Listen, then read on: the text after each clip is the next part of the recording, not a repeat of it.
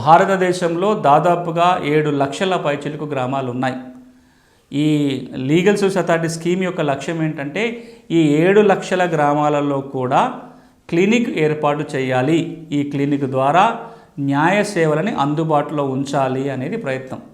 న్యాయ సేవలలో న్యాయాల చట్టం మీద అవగాహన పెంపొందించడం కూడా అందులో భాగం. అంటే అది ప్రివెంటివ్. చట్టాల మీద అవగాహన ఉన్నట్లయితే కేసులు రాకుండా కాపాడబడతాయి. ఒకవేళ సమస్య వచ్చిన తర్వాత సలహాలు సూచనలు ఇస్తారు. ఆ సమస్య పెద్దదైతే కనుక కోర్టుకు పంపటమో లేదా పై స్థాయిలో పంపించడానికి ఈ క్లినిక్ ద్వారానే ఏర్పాటు జరుగుతుంది. 3-4 ఏళ్ల క్రితమే ఒక ఆన్లైన్ వీడియో కాన్ఫరెన్స్ ద్వారా ఈ భారతదేశ సుప్రీంకోర్టు ప్రధాన న్యాయమూర్తి గారు కొన్ని వందల గ్రామాలలో ఒకేసారి ఈ లీగల్ ఎయిడ్ క్లినిక్లని లాంచ్ చేయడం జరిగింది. అండ్ ఇప్పుడు కూడా ఇంకా చాలా గ్రామాలలో ఈ క్లినిక్స్ రావాల్సి ఉంది. క్లినిక్లు ఏర్పాటు చేయటం మాత్రమే కాదు, పల్లె ప్రజలకి కొన్ని ప్రత్యేకమైన న్యాయపరమైన అవసరాలు ఉన్నాయి. వాటి మీద ఎక్కువ దృష్టి పెట్టాలి.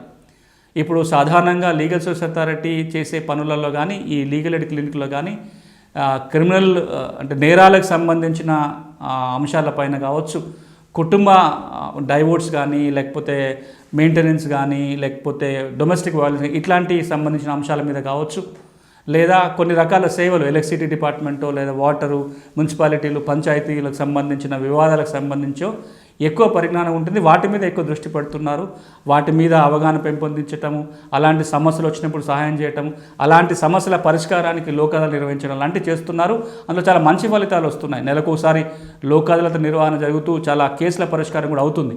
కానీ పల్లెల్లో వీటితో పాటుగా ఇంకా చాలా కీలకమైన సమస్యలు వేరున్నాయి.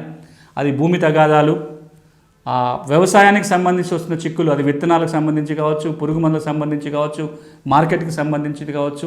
వీళ్ళకి ఇక్కడ గ్రామాలలో ఉన్న ఒక ప్రత్యేకమైన అవసరాలు, ముఖ్యంగా ఈ భూములకు సంబంధించి కావచ్చు, వ్యవసాయానికి సంబంధించి కావచ్చు.